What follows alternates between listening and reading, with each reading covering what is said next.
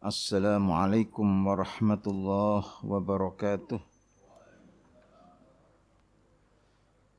Bismillahirrahmanirrahim. Alhamdulillahi rabbil alamin. Wassalatu wassalamu ala afdalil anbiya'i wal mursalin. Nabiyyina Muhammadin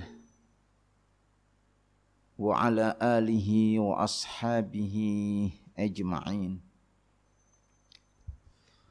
Subhanaka la ilma lana illa ma 'allamtana innaka antal alimul hakim. Rabbi shrah li sadri wa yassir li amri wahlul 'uqdatam min lisani yafqahu qawli. Hadirin wal hadirat jamaah salat subuh Masjid Al-Fajar rahimakumullah. Alhamdulillah, kita panjatkan rasa tasyakur kita kehadirat Allah atas segala nikmat yang telah dilimpahkan kepada kita semua. Allah Subhanahu wa ta'ala masih berkenan memberikan kesadaran, memberikan kekuatan untuk tetap istiqomah di dalam ketaatan kepadanya. Mudah-mudahan saum kita, qiyamul lail kita, tadarusul Quran kita, sujud rukuk kita, salat jamaah kita, semua amal ibadah kita diterima di sisi Allah Subhanahu wa ta'ala. Hadirin, dalam sebuah hadis yang diriwayatkan oleh Imam Bukhari, Rasulullah sallallahu alaihi wasallam diceritakan oleh Ibnu Abbas sebagai manusia yang paling dermawan. Kana Rasulullah sallallahu alaihi wasallam ajwadan nasi bil khairi.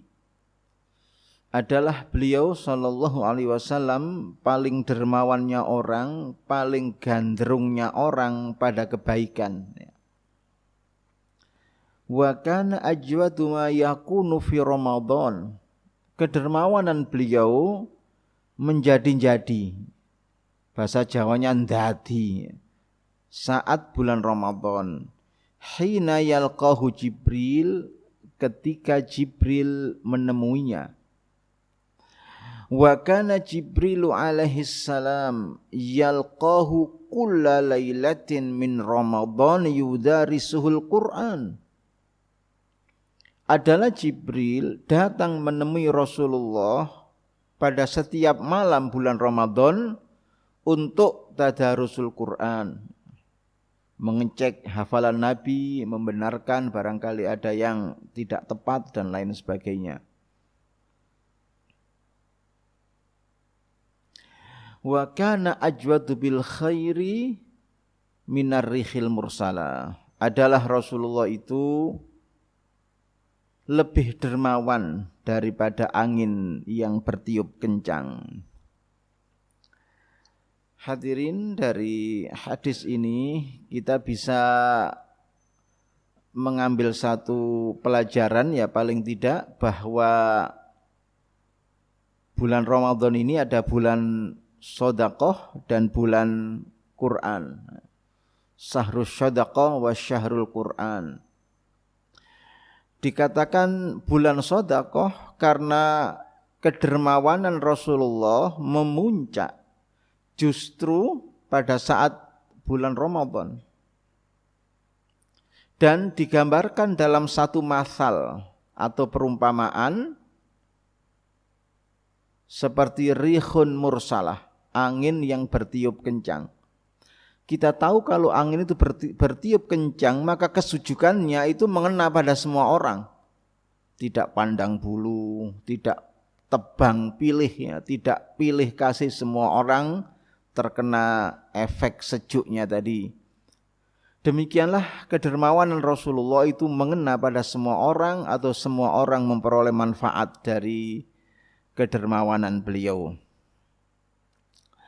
Nah, hadirin, memang dalam konsep Islam ya, kehidupan orang beriman itu tidak pernah terpisahkan dari satu semangat memberi manfaat kepada orang lain. Jadi semangat sedekah itu benar-benar integral dengan kehidupan setiap orang beriman. Apapun keadaannya. Makanya jangan pernah punya pikiran saya akan sedekah kalau saya kaya, kalau saya banyak duit. Iya, kalau keturutan kaya atau keturutan banyak duit lah, kalau sampai akhir hayat tidak pernah kaya, masa terus tidak pernah sedekah ya. Itulah sebabnya dalam Quran surat Ali Imran 134 itu perintah sedekah sebagai karakteristik manusia yang bertakwa dikatakan fissarra'i wadharra, dalam keadaan lapang ataupun dalam keadaan sempit ya. Kan ada ayat basari'u ila maghfirati mir rabbikum wa jannatin ardhas samawati wal ard uiddat lil muttaqin alladzina yunfiquna fissarra'i wadharra. Orang-orang yang infakkan hartanya pada dalam keadaan sarra itu lapang, wadharra dan sempit, baik ketika masih dinas ataupun sudah pensiun ya. Masih dinas wah banyak Pak duit saya, ceperannya banyak.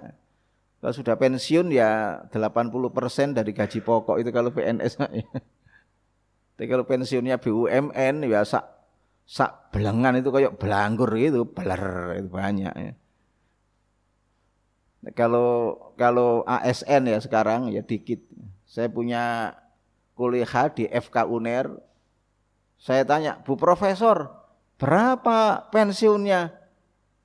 Ya berapa Pak? Saya hitung-hitung 60 juta ya, Profesor. Tetangga saya itu pensiunan Pertamina, masuknya dulu ijazah STM ya. Pesangolnya 950 juta. Ya enggak tahu ini bentuk keadilan apa tidak.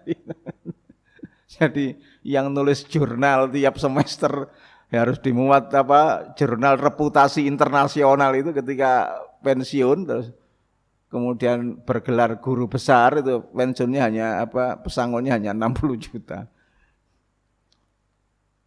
Ya orangnya masih hidup. Baik fisarra wa dharra tadi. Hatta walaupun ya ketika seseorang tidak memiliki sesuatu yang disedekahkan, Nabi mengatakan tabassumuka ila akhika shadaqah. Senyummu kepada saudaramu sesama beriman itu sedekah ya. Nah itulah yang disebut dengan hayatan thayyibah ya. Hidup dengan positive thinking, husnudzon kepada Allah Subhanahu wa taala. Hadirin, ada orang ya tanya kepada Nabi, "Ya Rasulullah, ayyus sadaqati a'zamu ajran?" Duhai Rasulullah, sedekah yang bagaimanakah yang paling besar pahalanya? Nabi mengatakan anta saddaqa wa anta sahihun syahih. Kamu sedekah sementara keadaanmu masih sehat dan masih tamak pada harta, masih punya ambisi hidup makmur ya. Jadi orang itu selama dia sehat jasmani rohani pasti punya ambisi hidup makmur ya. Tidak ada ceritanya orang itu kemudian belenger duit, tidak ada. Aku belenger duit rek wis PPN gawon mulih, tidak ada ya. Selama dia bernama manusia. Saya ingat ya waktu kecil itu kan bapak saya setiap selesai salat subuh begini, ya saya masih kecil, mesti nyetel kaset ceramahnya Buya Hamka. Apa mungkin ya kasetnya cuma satu itu atau enggak tahu ya. Pokoknya tiap habis subuh itu disetel kasetnya Buya Hamka itu. Lah ingatan kita orang yang masih kecil itu kan tajam ingatannya, kuat. Sebagaimana pepatah kalau orang ukir di atas air, belajar di waktu kecil bagai ukir di atas batu. Kalau sudah belajar, kalau belajar sudah tua, gitu katanya bagai mengukir di atas air, ya ambiar terus mengukir di atas air ya. Di satu tempat ya, tempat ya kita pengajian itu, yang ngajar ngajian itu apa ikro apa tilawati itu. Nah tapi orang-orang itu memang belajar ngaji setelah pensiun. Ya tekuk-tekukan lidahnya itu ya walet dong belajar ngaji pensiun ya. Hari ini dikandani besok lali, hari ini dikandani besok lali. Cuma karena semangatnya untuk apa memperbanyak amal soleh di akhir hayatnya itu karena tinggi sekali ya terus ya. Lah yang lucu itu ketika imam tidak ada, dia yang imami, muadzin tidak datang, dia yang azan ya. Saya sendiri yang mendengar azannya itu hayya ala sholon. Batin saya agak Jogja pisan ta. Lah memang lidahnya itu mana Pak, enggak bisa ditekuk wong belajar ngaji sudah pensiun baru belajar alif ba ta itu. Belum lagi sudah maghdubi ya, magatubi koyok gedebok gitu anu.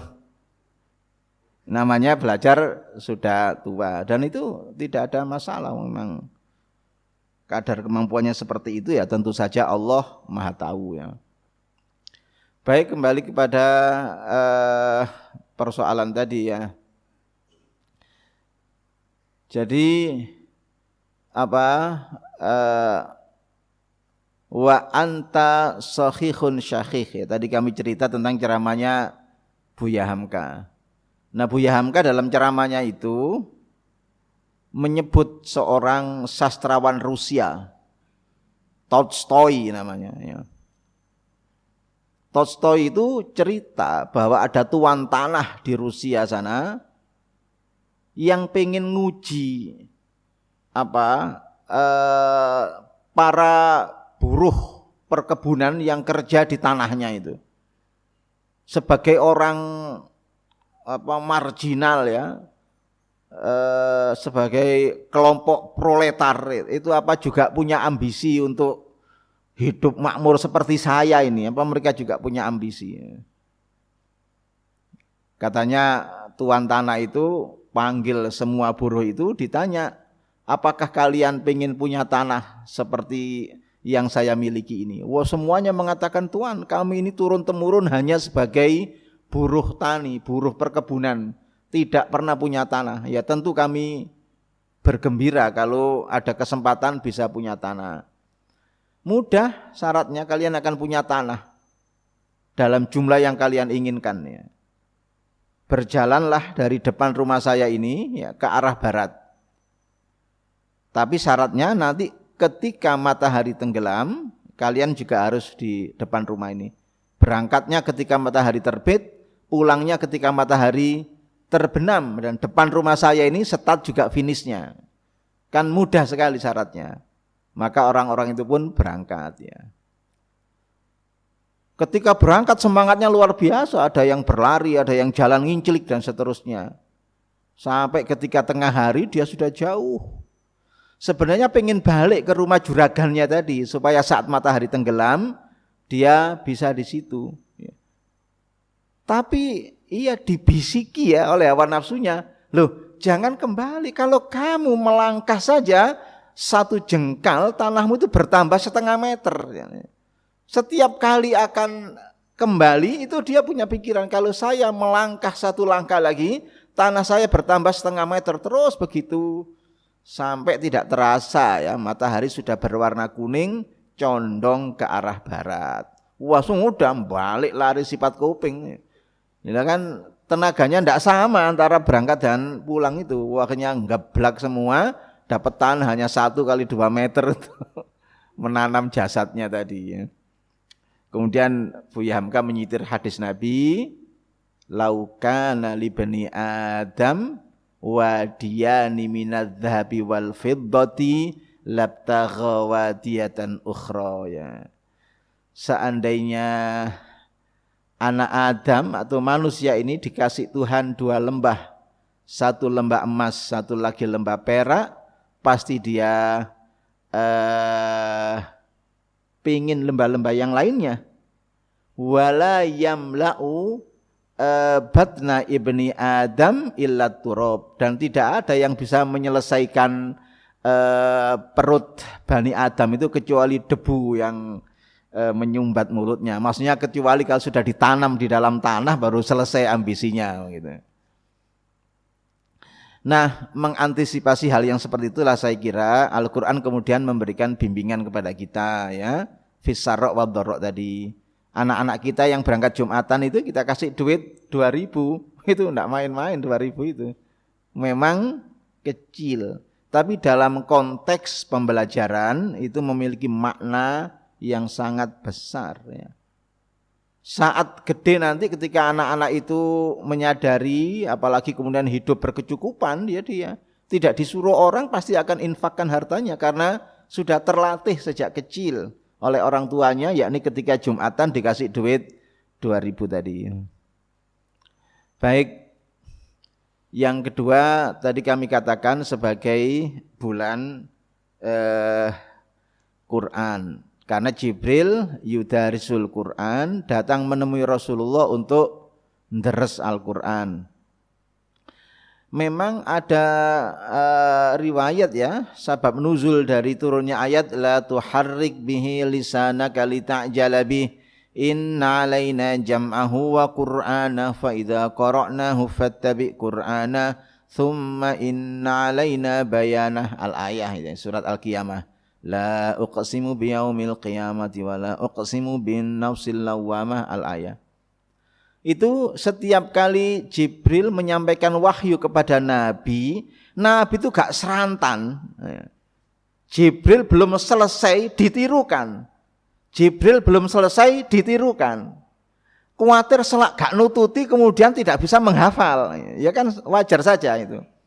Lah kemudian itu datang wahyu ya. La tuharrik bihi lisanaka lita'jala bi. Hei Muhammad, kamu jangan menggerak-gerakkan lisanmu karena tergesa-gesa menirukan wahyu yang didiktikan oleh Jibril itu. Inna alaina jam'ahu wa qur'anah, tanggungan kamilah untuk menghimpunnya dan membacanya. Fa idza qara'nahu fattabi' qur'ana, apabila kami selesai membacanya maka ikuti dengan membacanya ya. Jangan gurunya belum selesai ngomong sudah disaut. Nah, itu jaminan dari Allah Subhanahu wa taala bahwa nabi dijamin hafal walaupun tadi tidak cepat-cepat ditirukan. Jadi tadarus itu dari kata tafa'ala ya tafa'alu, wazannya ya tadarasa ya tadarasu tadarusan, itu meniscayakan ada dua pihak yang saling memberi, take and give. Kalau sendirian ya bukan tadarus, wong namanya sesendirian ya tilawah biasa. Nah, dalam tadarus itu harus ikhlas untuk diingatkan ya oleh yang ahli. Ketika misalnya bacaannya kurang tepat, makharijul hurufnya kurang tepat dan lain sebagainya. Itu namanya tadarus. Dulu pernah terjadi di Probolinggo sana ya, yang tadarus itu anak-anak muda diingatkan itu mungkin merasa tersinggung atau cara mengingatkannya itu kurang tepat. Akhirnya gelut Pak di masjid itu, gepuk-gepukan bangku hanya. Lah iya wong datang ke masjid itu darusan kok malah gelut di masjid. Baik, hadirin, Nabi SAW memberikan satu masal ya. Masal itu perumpamaan, bentuk jamaknya adalah amsal. Baik dalam Quran atau dalam hadis Nabi itu banyak masal ya. Masal itu adalah visualisasi dari hal-hal yang abstrak. Konsep-konsep yang abstrak dalam Al-Quran itu divisualisasikan sehingga tercerna oleh indera manusia, bisa dipahami oleh orang banyak. Saya ingat waktu masih kelas 2 SD dulu sama Pak Guru disuruh bawa sodo, seperti sujen itu loh ya, bawa 20 batang. Ya kalau sekarang ya ndak ada begitu ya. Dulu masih yang Indonesia rodok primitif dulu. 5 tambah 5 berapa? Itu ndak usah bayangkan yang aneh-aneh. Cukup sodo kamu kasih 5. Di sebelahnya juga ada sodo 5. Gabungkan kamu hitung bareng. Berapa jumlahnya? 10. Wah, ketemu kalau gitu 5 tambah 5 itu 10 ya. Kata-kata 5 tambah 5 berapa itu kan abstrak. Kemudian divisualisasikan dengan sodo atau sujen tadi itu. Sehingga yang semula abstrak menjadi tervisualisasi, terlihat itu. Dan dalam Quran itu banyak. Makanya ada ayat mengatakan watil kal amsalu nadribuha linnasi la'allahum yatafakkarun. Itulah perumpamaan-perumpamaan aku bikin untuk manusia agar mereka berpikir. Misalnya ketika Al-Quran ingin mengungkapkan kepada manusia betapa ya bahwa manusia itu tidak boleh meremehkan kebaikan walaupun itu kecil. Tidak boleh meremehkan kebaikan. Karena yang kecil dalam pandangan manusia itu belum tentu kecil dalam pandangan Allah. Bisa saja besar.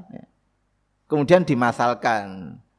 Masalul ladzina yunfiquna amwalahum fi sabilillahi kamathali habbatin ambatat sab'a sanabila fi kulli sumbulatin mi'atu habbah wallahu yudha'ifu liman yasha' wallahu wasi'un alim. Perumpamaan orang yang infakkan hartanya pada jalan Allah seperti orang semai sebutir biji-bijian, plek jatuh di tanah subur, tumbuh batang. Setiap batang memunculkan 7 helai tangkai. Setiap tangkai menghasilkan 100 butir biji-bijian. Yang semula cuma 1 butir itu, akhirnya berkembang biak menjadi 700 butir. Orang mak kelutik ya 2.000 rupiah itu dalam pandangan manusia. Dalam pandangan Allah itu bisa kali 700, berarti 1.400.000. Dengan memasukkan duit 1.400.000 ke dalam kotak amal di masjid, gak cukup bolongannya itu Pak itu. Kegantengan aja dengan kayak sugi-sugi ya sak dunya ae. Nah, itu begitu. Lebih dari itu Allah mengatakan wallahu yudha'ifu liman yasha, bisa dilipat gandakan lagi karena Allah wasi'un, amat luas pemberiannya, alimun, maha mengetahui hal ikhwal hambanya. Itu salah satu contoh dalam Al-Quran tentang masal. Nah, demikian pula dalam hadis Nabi SAW ada masal. Nabi menghubungkan Al-Quran, ya, menggambarkan hubungan orang dengan Al-Quran itu juga dengan masal. Misalnya begini, dalam sebuah hadis yang diriwayatkan oleh Imam Bukhari, masalul mu'minil ladzi yaqra'ul Qur'an kamathali utrujjah rihuha thayyibun wa ta'muha thayyibun. Perumpamaan orang beriman yang baca Quran seperti buah utrujjah. Baunya wangi, rasanya lezat. Ya enggak tahulah buah apa di tempat kita. Ya mungkin duren ya, katakanlah duren, walaupun tidak semua orang itu suka duren ya. Duren itu kalau yang benar-benar matang itu kan baunya Masya Allah. Baunya itu tajam sekali. Begitu dibuka, dimakan ya lezat ya. Apalagi yang duren montong itu ya, yang besar, yang bijinya cuma sebesar biji tasbih gitu. Kalau digigit seperti nyokot tahu begitu, jas-jasnya. Gak apa-apa, poso-poso cerita duren. Tapi kalau duren-duren lokalan itu ya ndak sing ponggene tok sing gede dagingnya tipis. Kadang-kadang ndak ada rasanya kayak mangan pohong gitu. Gini saya pernah beli duren itu ya di sekitar Cengho Pandaan itu loh, ada pickup itu. Ambil 2 ya sama teman-teman, dimakan berdua enak ya, gurih gitu. Kemudian saya bilang, Pak, saya bawa pulang 4 seperti yang ini ya. Oh, gue siap. Sudah malam-malam kan ya. Saya bawa pulang. Pagi saya buka, loh kok gak ono ambune, mambengi kok ambune jos gitu. Subhanallah, rupanya disemprot esennya duren itu. Saya buka-bukaan kok alot wes. Alamat kalau duren buka-bukaan alot itu alamat sudah. Benar, barang dicokot koyok pohong. Salah pohong genyo pisan. Nah, Nabi mengatakan orang beriman yang baca Quran seperti buah utrujah. Aromanya wangi, rasanya lezat. Apa perumpamaan itu? Batinnya bersih, jiwanya suci karena ahli tauhid. Bersih min adnasi syirki wal ma'asi, dari noda-noda syirik dan kemaksiatan. Tidak selesai di situ, ia baca Quran, ia mengkaji Al-Quran, menghayati dan kemudian diamalkan. Ya. Jadi Quran itu hiasan hidupnya, akhlak kesehariannya. Ya tentu orang akan memperoleh manfaat dari akhlaknya. Nah inilah orang beriman yang baca Quran. Ya. Dia beriman menunjukkan jiwanya bersih ahli tauhid. Karena dia baca Quran, ya, kemudian Quran dikaji, dihayati, diamalkan, akhirnya isi Quran itu menjadi hiasan hidupnya. Kemudian wa matsalul mu'minil ladzi la yaqra'ul Qur'an, perumpamaan orang beriman yang tidak membaca Quran. Kamatsali tamroh, seperti buah kurma. La rikhalaha wa ta'muha khulwun. Tidak ada baunya tapi rasanya manis. Jadi kan walaupun punya kurma ya, satu piring tidak ada bau. Hatta kurma yang gede-gede itu, Medjool, California itu ya. Atau kurma bajul namanya, gede-gede itu. Ya tetap tidak ada baunya. Tapi rasanya manis. Orang Arab itu sukanya minum kopi tidak pakai gula. Karena kalau kopi itu dikasih gula, khasiatnya juga hilang, aroma kopinya juga tidak menjadi ori lagi ya. Kopi pahit, cuma sebelum minum kopi, kurma sak gigitan, klutik baru kopi sak suruputan. Kurma sak gigitan, kopi sak suruputan. Kami sering itu dan enak ya. Perlu dicoba ya. Biar tidak numpuk gula di dalam tubuh, nanti jadi pabrik gula tubuh jenengan. Nah itu menunjukkan bahwa orang beriman yang tidak membaca Quran ya batinnya suci karena ahli tauhid, jiwanya bersih dari syirik dan kemaksiatan. Tapi karena dia tidak membaca Quran, tidak mengkaji, tidak menghayati dan kemudian tidak mengamalkan, maka tidak mampu menghiasi dirinya dengan hiasan Quran. Tidak bisa berakhlak dengan akhlak Quran. Ya sehingga tidak bisa memberi manfaat kepada sesama tadi. Yang ketiga, matsalul munafiqil ladzi yaqra'ul Qur'an. Perumpamaan orang munafik yang baca Quran. Kamatsali raihanah, seperti buah raihanah. Rihuha thayyibun wa ta'muha murun. Baunya wangi, tapi rasanya pahit ya. Enggak tahu apa itu kira-kira padanannya di tempat kita ya. Intinya raihanah itu adalah satu buah yang baunya wangi tapi rasanya pahit. Loh Pak, apa ada orang munafik yang baca Quran? Banyak. Dulu para orientalis itu belajar Quran. Kan orientalis itu bagi tiga. Ada yang belajar agama Islam ini untuk menghancurkan Islam, ada. Yang belajar agama Islam ini untuk studi, jadi riset saja, jadi tidak ada hubungannya dengan. Juga ada yang mempelajari agama Islam ini karena ketertarikannya kepada ajaran Islam. Ya. Dulu ada penasehat Hindia Belanda namanya Senuk Hurchronje. Ya. Christian Senuk Hurchronje. Ya.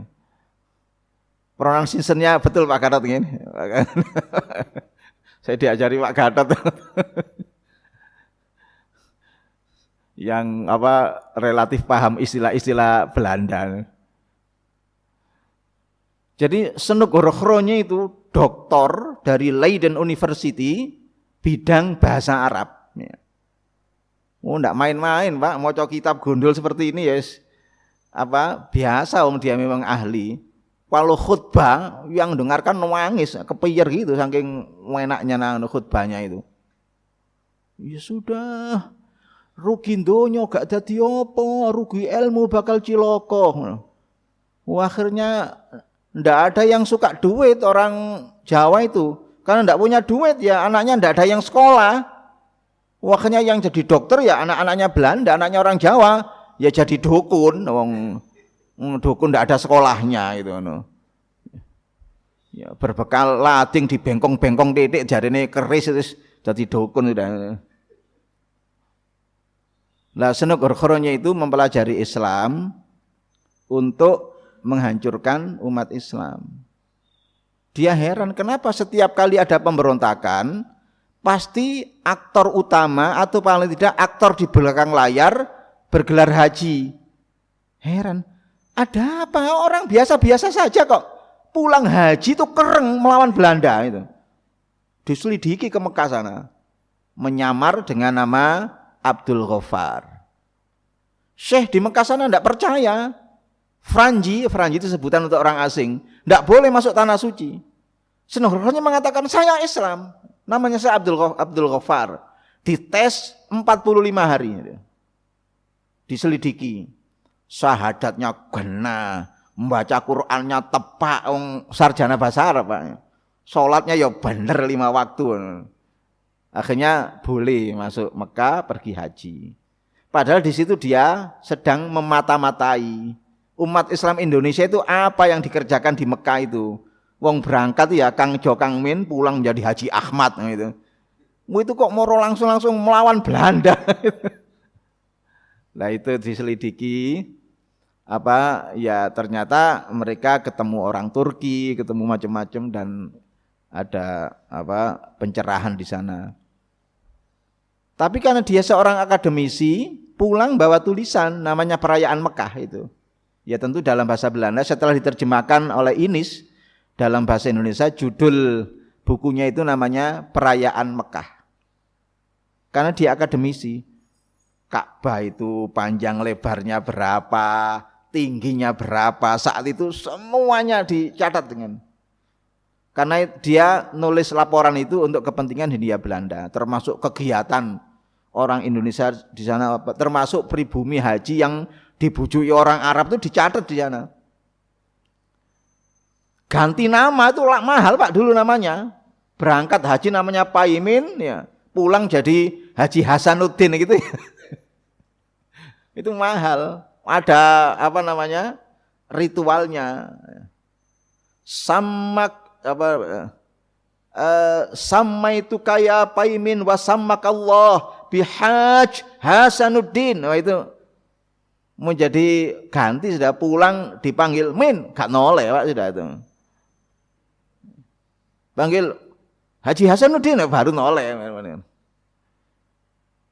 Termasuk saya tahu dari buku itu bahwa penyair terkenal Melayu Raja Ali Haji itu meninggal tenggelam di laut pulang pergi haji.